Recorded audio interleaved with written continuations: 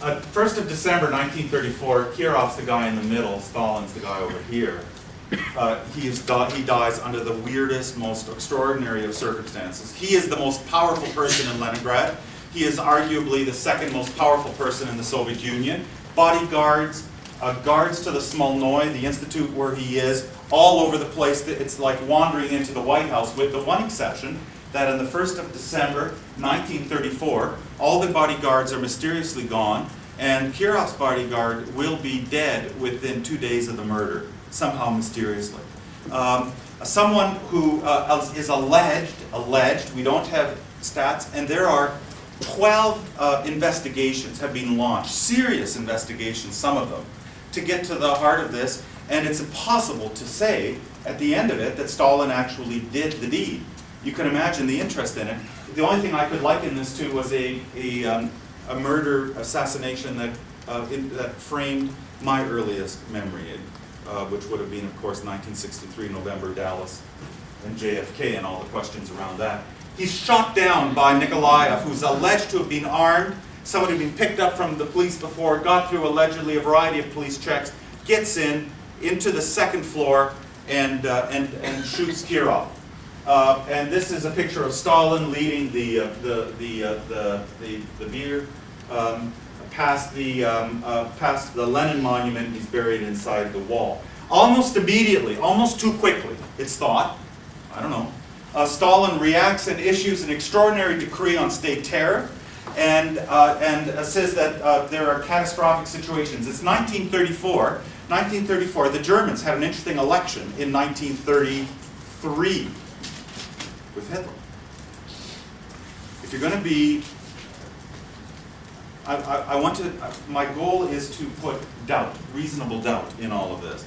And it's not at all to put, what Stalin will be quite happy to do once this is brought about, is execute anyone who might have been associated with it. Absolutely. So it's not to exonerate in that sense, but to know whether he actually ordered the killing. And he wouldn't have been so stupid as to send the memo, right? By the way, take out the garbage, walk the dogs, and could you have Kirov assassinated? I mean, he wouldn't have done that kind of thing.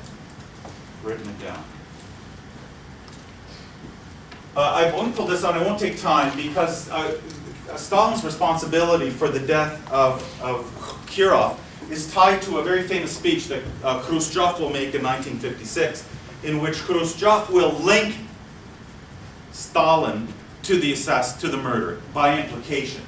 But the truth of the matter is that it is only done in the most circumstantial of ways, in which he will say, it must be, this is as far as Khrushchev who replaces him, who could have in many ways buried Stalin in that moment had he wanted to. Could have said, here's the evidence. This is the most damning thing he can say. It must be asserted that to this day the circumstances surrounding Kirov's murder hide many things which are inexplicable and mysterious and demand a most careful examination. Don't know. What is clear is that, as this document indicates, is that the state moves very, very quickly to the extermination of enemies after Kirov's assassination. And what you have to understand about the way in which the deaths unfold in the next 10 minutes of your life is there are two levels, and they tie back to the two levels that I began with. On the one hand, you will have what I will call elite deaths, deaths at the very top. And then you will have an opening of the floodgates down below. And you can be arrested for a whole lot of things. There are really powerful memoirs, I'll talk about these, of the person who was my first, I think my only Russian language. I took one Russian language course in my life, and the other Russian language course I took was to go live in a country for a year in which you had to speak immediately just to find a place to live. That was a great Russian language course. You just had to. But in the very first Russian language course, the only one I ever took, Alexander Tumanov, who I'll introduce again under Khrushchev, his wife wrote a memoir that I saw later. He would have been already a retired man. I can't imagine he's still alive.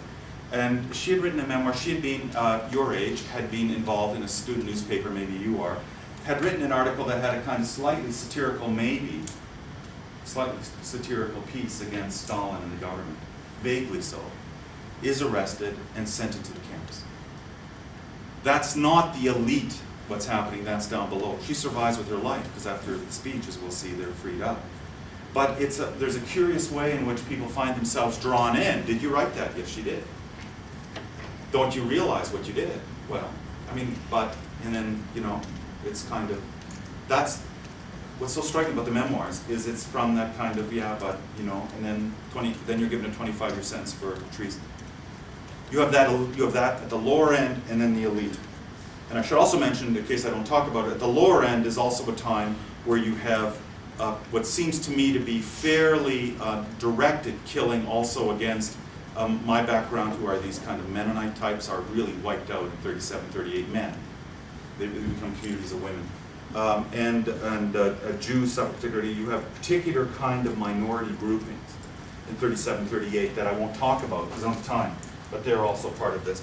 Well, the Moscow trials, you will now have 3 great waves in Moscow where the big boys, I think they're all males, will have their trials, and they will all they'll die.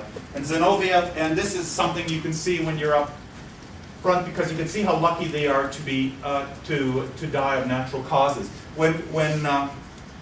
What'll happen with especially with Brezhnev is when he dies in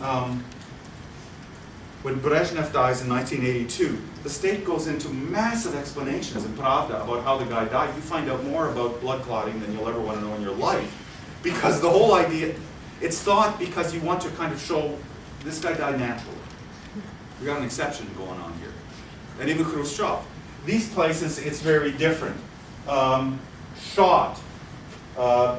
These are all shot. He didn't get shot, he was strangled. He died in prison, natural causes, but 26. Anyone can die in 26, that's no fun. Shot, any of the 30s, they're shot. Very few of them actually suicide. He knew what was coming. Shot, and they knew, they know. There is no hiding the fact that things are circling in. There's no hiding it. And for some of them, they will do that, and others will, within hours of their execution, still. It's the person who, the hope, right? The faint hope clause. It's all there. It's an extraordinary thing. It's all engineered in 36, 37 by Yagoda, who is the mastermind of the first wave of the deaths at the very top. And you find here, and I won't take the time, you have all the elite ones that are eliminated at this point, including by 1938, Yagoda. And it happens again and again. It happens again and again. After, but Bukharin is, they're finally, I'm actually opposed to all killing. But they've confessed to everything for so long. There's nothing, a big surprise with Kamenev, Zinoviev, Radek, Pyatakov, and all these others. And they're finally brought in, and they're finally all executed. After Yagoda's gone, Stalin's person becomes Yezhov. There was a book published recently by J.R. Getty, brilliant historian, who argues that the mastermind of the 30s is not Stalin, but it's Yezhov. And in fact, the event that this is known as